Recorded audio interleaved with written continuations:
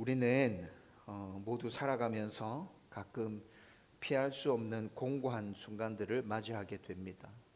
오늘 제가 여러분들에게 읽어드렸던 22절 말씀에 보면 아하스 왕이 공고할 때에 이렇게 나오죠. 여러분, 이 공고할 때라는 이 말을 원어로 살펴보면 도망갈 곳이 없는 상태를 말하고 있습니다. 숨을 쉴 수 없는 상태예요.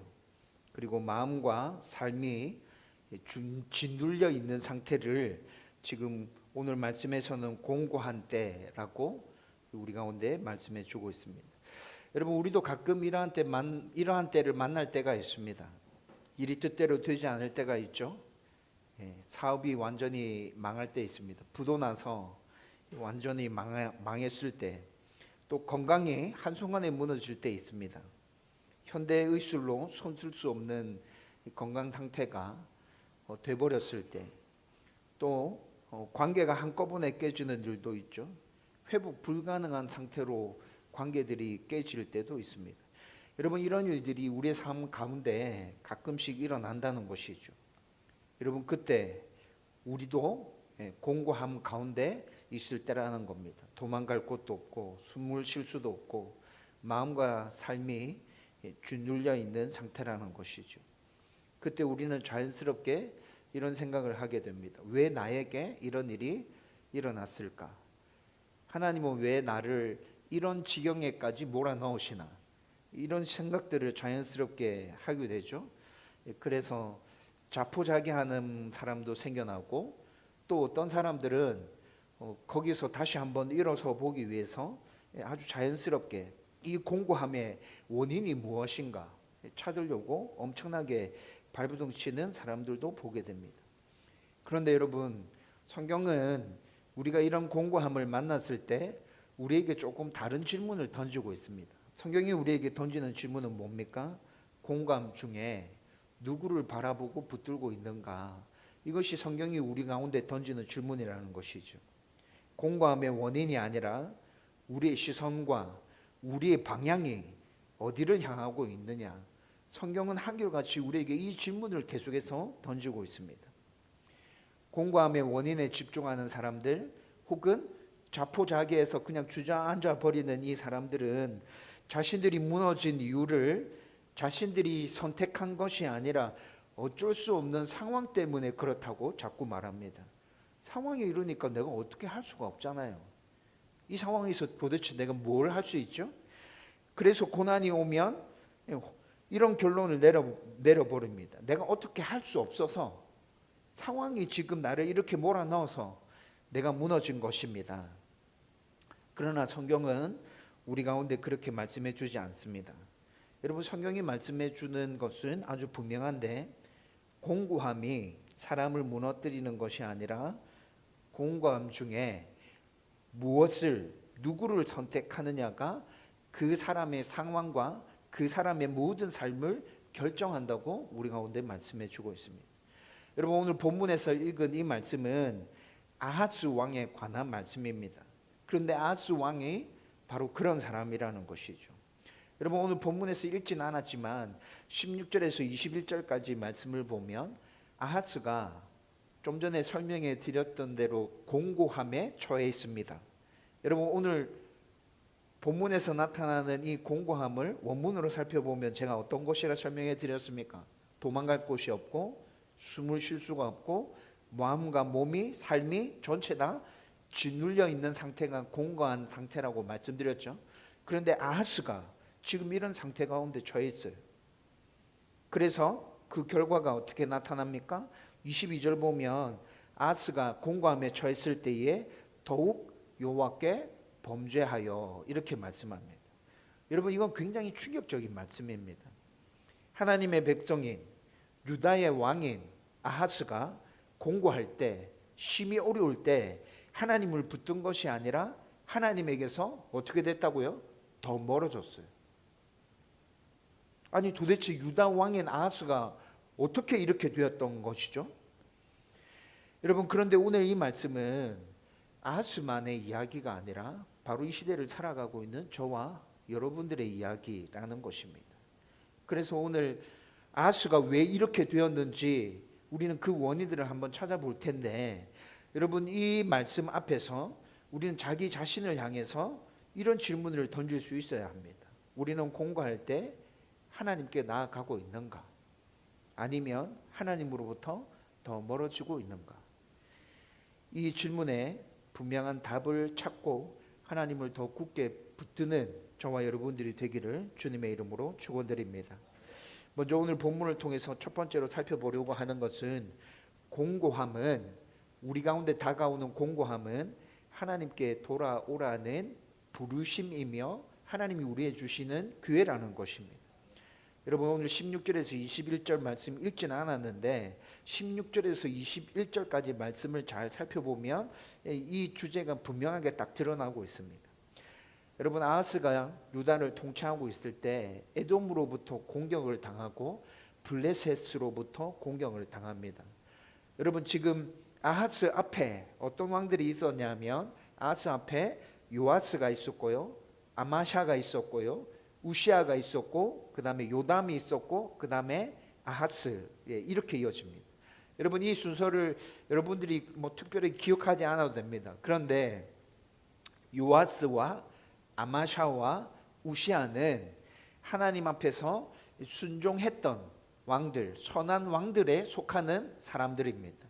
여러분 이 사람들이 하나님 앞에 순종하면서 하나님의 성전을 바로 세우기 위해서 애를 썼어요. 그런데 셋 다 끝에 가보면 조금 이상한 모습이 나타나거든요. 아무튼 요아스, 아마샤, 우시아 때 남유다가 많이 찌그러져 있다가 점점점 회복돼 갑니다. 그렇게 회복돼 가다가 요담 때 굉장히 많이 회복돼요. 요담 때 굉장히 많이 회복되고, 그런데 이렇게 네 왕에 걸쳐서 남유다가 점점점 회복의 길을 걸어가는데 아하스가 한순간에 남유다를 다 망가뜨려 버립니다. 여러분 남유다가 점점 힘을 되찾아가면서 이스라엘 중에 남유다와 국경을 맞대고 있는 에돔과 블레셋, 여러분 이 이방 민족들 남유다가 다시 지배하기 시작했겠죠. 다윗 때부터 에돔과 블레셋을 지배하고 있었잖아요. 약해졌을 때는 이들의 공격을 받았다가 다시 남유다가 강해지고 나면 다시 이 족속들을 지배하고, 이런 일들이 계속 반복되거든요. 반복되는데 아무튼 아하스가 남유다가 이렇게 점점 강해지는 그 순간에 아하스가 한 방에 다 나라를 망쳐버렸다 했잖아요. 그러니까 강해졌던 남유다가 그래서 에돔과 블레셋을 다스리고 있었는데, 아하스 때 남유다가 몰락함으로 인해서 에돔과 블레셋이 남유다를 공격하는 상황에 이르게 된 겁니다. 여러분 아하스 때 이런 일들이 벌어졌다고요. 자기 앞에 왕 요담 때는 다스리던 그 조속들이 자기를 공격하는 이런 상황들이 벌어진 거예요. 여러분 이런 일들이 벌어졌을 때 아하스는 하나님 앞에 엎드리지 않습니다. 열왕기하 16장 말씀을 읽어보면 성전에 있는 금은들, 성전 기물들 다 싸그리 모아서 앗수르에게 도움을 청합니다. 돈을 지불하고 앗수르에게 우리한테 와서 좀 도와달라고 요청하는 거죠. 여러분 그래서 앗수르가 아하스의 요청을 받고 돈을 받고 도와주기 위해서 남유다까지 왔어요. 그런데 우리가 앞에 있는 말씀들을 찬찬히 읽어보면 앗수르가 오히려 남유다 아하스를 도와주기보다는, 물론 에돔과 블레셋을 쫓아냈어요. 쫓아냈는데 쫓아내고 난 다음에 어떻게 해요? 남유다를 더 옥죄어 버립니다. 굉장히 힘들게 만들어 버린 거죠. 그때 그 당시에 앗수르가 최고의 강대국이었거든요. 근데 돈을 주고 그 강대국을 아하스가 스스로 자기 나라로 불러들였잖아요. 앗수르가 이렇게 남유다에 들어와서는 에돔과 블레셋을 정리하고 난 다음에 더 많은 것들을 요구하면서 남유다를 옥죄이기 시작하는 상황이 벌어져 버렸어요. 여러분 그래서 공고할 때라는 단어가 등장하는 겁니다. 여러분 아하스의 상황을 지금 간단하게 설명해 드렸어요. 여러분 아하스는 지금 에돔으로부터 공격받고 있죠. 블레셋으로부터 공격받았어요. 그래서 앗수르에게 도움을 청했는데 앗수르가 들어와서 쫓아내긴 했는데 이들보다도 더 크게 남유다를 옥죄이고 있는 상황. 그래서 아하스는 공고함에 처하게 된 것입니다. 여러분, 그런데 아하스가 겪은 이 공고함은 정치적인 부분과 역사적인 부분을 따져보면 제가 설명해 드린 대로 이런 상황들이 있었어요. 그런데 오늘 19절에 뭐라 얘기합니까? 우리가 읽진 않았는데 제가 읽어 드릴게요. 이는 이스라엘 왕 아하스가 유다에서 망령되이 행하여 여호와께 크게 범죄하였으므로 여호와께서 유다를 낮추심이라, 이렇게 말씀하고 있어요. 여러분, 역사적인 상황과 정치적인 상황은 제가 설명해 드린 것 그대로입니다. 그런데 영적인 상황이 19절에 추가돼서 설명되고 있죠. 영적인 상황이 뭐라 얘기하고 있어요? 아하스가 하나님 앞에 죄를 지었기 때문에 하나님께서 그들을 끌어들여서 남유다를 지금 치고 계신 거라고 얘기하고 있잖아요. 여러분, 이 모든 것은 하나님께서 지금 아하스에게 경고를 보내고 계시는 거라는 거. 하나님께서 지금 아하스에게 경고를 보내고 있는 거라고요. 멈추고 돌아오라. 계속해서 멈추고 돌아오라고 말씀하고 계시는 거라고요. 하나님은 아직 아하스를 포기하지 않았어요. 여러분, 힘들고 어려운 일들을 당할 때 여러분, 그것이 하나님의 심판이라고 여기지 마세요. 하나님의 심판이라고 여기기 전에 하나님께서 나를 부르고 계신 것이라, 여러분, 이것부터 우리는 먼저 생각해야 된다는 거죠. 하나님께서 나에게 지금 새로운 기회를 주시기 위해서 나에게 말씀하고 계시는 거구나. 우리는 이 메시지부터 먼저 알아듣고 그 메시지를 붙들어야 한다는 것이죠. 하나님은 아직, 다시 말씀드리는데, 아하스를 포기하지 않으셨습니다. 외부의 공격과 내부의 무너짐을 통해서 계속해서 말씀하십니다. 멈추고 다시 돌아오라. 멈추고 다시 돌아오라. 그러면 내가 너에게 기회를 줄 것이다. 회복시킬 것이다. 하나님께서 지금 이 메시지를 계속해서 보내고 계신 것이라는 거죠. 여러분, 우리의 삶도 마찬가지입니다. 우리는 고난과 공고함을 단순히 불행한 일이 나에게 닥친 것으로 생각합니다. 할 수만 있으면 그 공고함을 안 만났으면 좋겠고, 할 수만 있으면 내 인생에 공고함이 찾아온다 하더라도 피해갈 수 있었으면 좋겠다. 우리는 이렇게 생각하죠. 그러나 성경은 우리 가운데 분명히 말씀하고 있습니다. 우리에게 닥쳐오는 공고함과 고난은 하나님이 우리를 부르시는 또 다른 방식이며 우리에게 허락해 주시는 하나님의 새로운 기회라는 것이죠. 일이 막히고 문제가 생기고 관계가 흔들리고 계획이 무너지고 있다면 그것은 하나님이 방향을 돌리라고 우리 가운데 말씀해 주시는 것이며 새로운 기회를 너에게 허락해 주겠다는 희망찬 메시지가 될 수 있다는 것입니다. 이를 빨리 깨닫고 돌이킬 때 그 은혜와 복이 우리의 삶 가운데 풍성하게 넘쳐나게 된다는 것입니다. 여러분, 그런데 여기서 문제는 뭡니까? 아하스의 반응입니다. 우리의 삶 속에서 고난과 공고함이 닥쳐올 때 문제는 뭐죠? 우리의 반응이라고요. 우리는 고난을 만나면 하나님께 돌아가기보다는 더 머리를 싸매고 계산합니다. 이걸 어떻게 이겨낼 수 있을까? 어떻게 해결할 수 있을까? 사람들을 의지하게 되죠. 누가 이 일을 해결해 줄 수 있을까? 내가 누구에게 도움을 청해야 하나? 세상적인 방법을 더 붙들게 됩니다. 아하스가 에돔과 블레셋의 공격을 받을 때 아수르를 의지했던 것처럼 우리도 그렇게 하나님이 아니라 다른 것들을 붙들 때가 정말 많다는 것이죠. 여기서 우리는 분명한 진리 하나를 깨달아야 합니다. 성도의 공고함은 그를 무너뜨리기 위한 것이 아니라 하나님께 돌아오게 하기 위한 기회라는 것입니다. 그런데 그 기회를 놓쳐버리면 어떻게 됩니까? 그 기회를 놓치면 공고함은 회복의 기회가 아니라 무너짐의 시작이 됩니다. 지금 여러분들의 삶 속에 있는 공고함은 무엇입니까? 여러분들의 삶 가운데 힘듦은 무엇입니까? 그 공고함과 그 힘듦을 그냥 문제로만 여기고 있나요? 아니면 하나님이 주신 기회와 부르심으로 바라보고 있습니까? 자신의 삶과 자신의 모습들을 천천히 잘 돌아보시기를 주님의 이름으로 축원드립니다. 두 번째로, 그러나 하나님을 거부하는 사람은 공고함 속에서도 더 큰 죄를 선택하게 됩니다. 오늘 22절 말씀이 분명히 이에 대해서 보여주고 있죠. 여러분 22절 말씀에 한번 보십시오. 공고할 때에 더욱 여호와께 범죄하여, 이렇게 말합니다. 여러분 이 말씀이 오늘 설교의 핵심 메시지입니다. 여러분 여기서 중요한 단어는 뭘까요?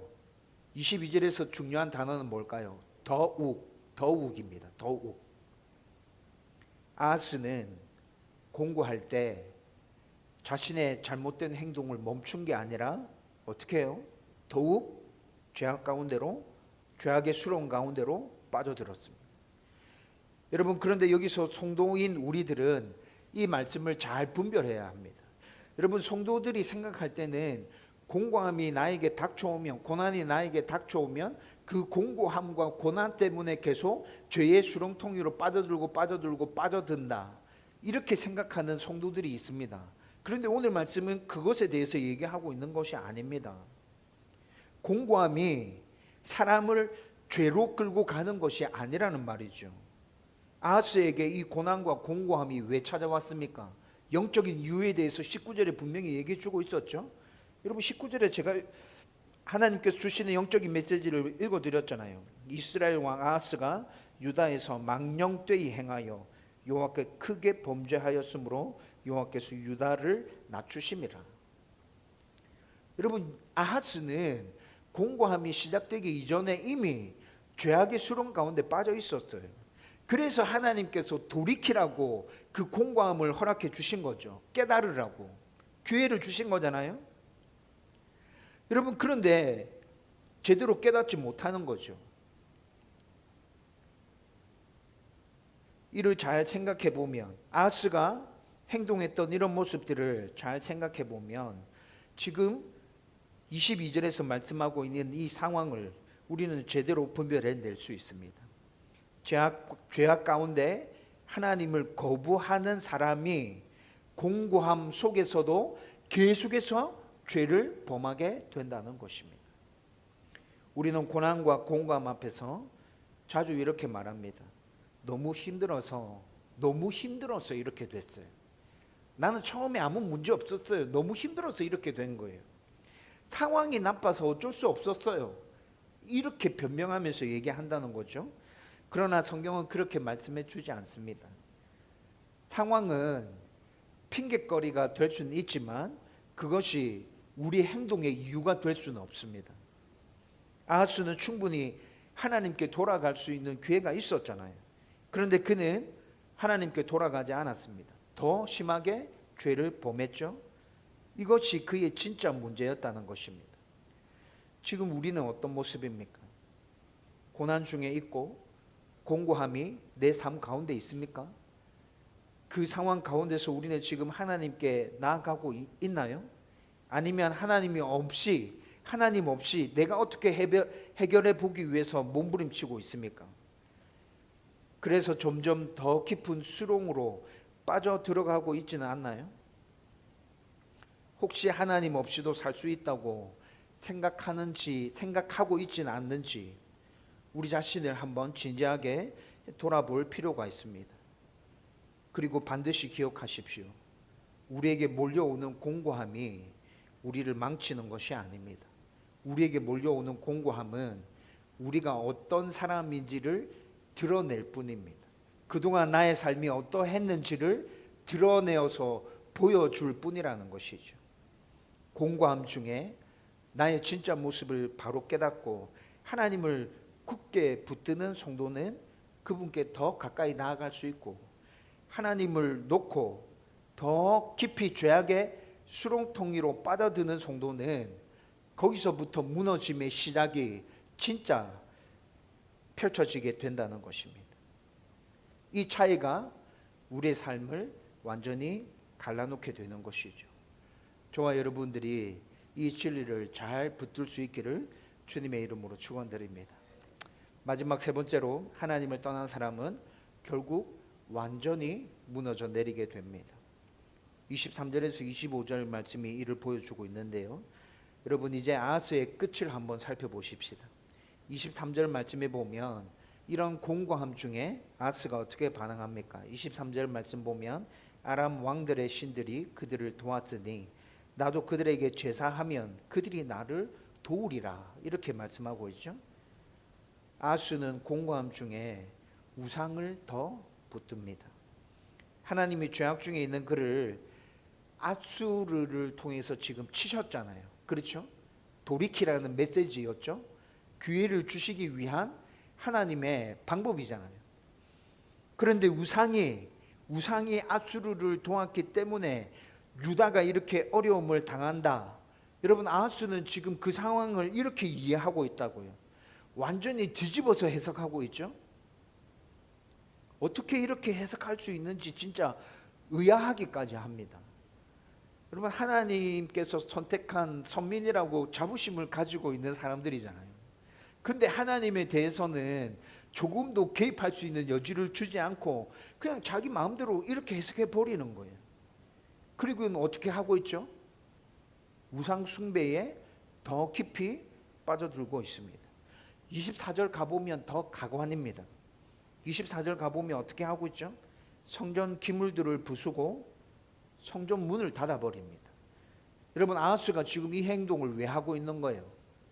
하나님과의 관계를 완전히 단절시키고 있는 거예요. 하나님과의 관계 이제 진짜 끝났다. 나는 하나님께 더 이상 나아가지 않을 거다. 여러분 이 의지를 24절에서 이렇게 보여주고 있는 것이라고요. 25절에 가보면 한 걸음 더 나아갑니다. 각 성읍에 우상을 섬기는 산당들을 만들죠. 그리고 난 다음에 백성들로 하여금 그 산당에 가서 우상들을 섬기라고 명합니다. 여러분 지금 아하스 개인의 죄에서 끝나지 않았어요.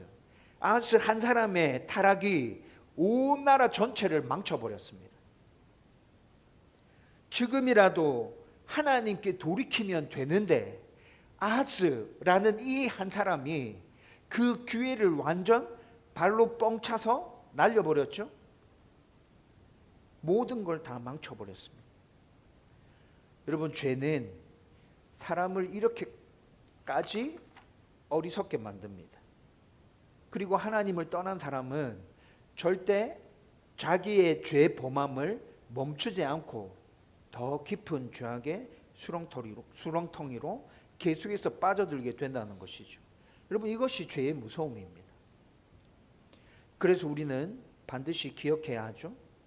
공고함이 우리를 무너뜨리는 것이 아니라 하나님을 떠난 선택이 우리를 무너뜨립니다. 여러분 이 진리를 저와 여러분들이 굳게 붙들고 있어야 된다고. 공고함이 우리를 무너뜨리는 게 아닙니다. 하나님을 떠나는 선택이 우리를 무너뜨린다고요.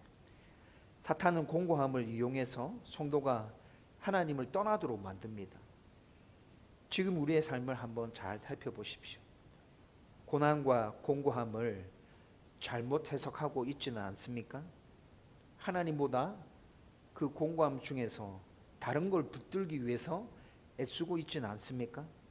그래서 더 깊은 죄악 가운데로 들어가고 있지는 않은지 저와 여러분들을 천천히 잘 살펴볼 수 있기를 주님의 이름으로 축원드립니다. 이제 말씀을 정리하려고 합니다. 오늘 말씀은 우리를 피할 수 없는 자리로 우리를 끌고 가고 있습니다. 우리는 공고할 때, 고난을 당할 때 어떻게 반응하고 있는가? 여러분 이 질문을 지금 우리 앞에 탁 던져놓고 있죠. 여러분 오늘 본문에 등장하는 아하스를 한번 살펴보십시오. 아하스에게 분명 기회가 있었습니다. 16절부터 21절까지 나오는 그 에돔의 공격과 블레셋의 공격과 아수르를 통해서 당하는 그 어려움들은 모두 다 하나님께 돌아오라는 메시지였고 하나님께서 그에게 새로 주시는 기회였습니다. 그러나 그는 하나님을 선택하지 않았습니다. 그래서 그는 끝없이 무너진 것이죠. 여러분 이것은 아하스 이야기가 아니라 오늘 이 시대를 살아가고 있는 저와 여러분들의 이야기입니다. 우리는 지금 어떤 길을 걸어가고 있습니까? 평탄합니까? 하나님께 감사하십시오. 그런데 우리가 삶을 살아가다 보면 아하스가 경험한 이런 공고함을 우리도 언젠가는 맞닥뜨릴 때가 있다는 것이죠. 그때 우리는 하나님께 나아가야 합니다. 하나님 없이 그 문제를 해결하기 위해서 발부둥 친다면 우리는 더 깊은 죄의 수렁텅이로 빠져들게 될 것입니다.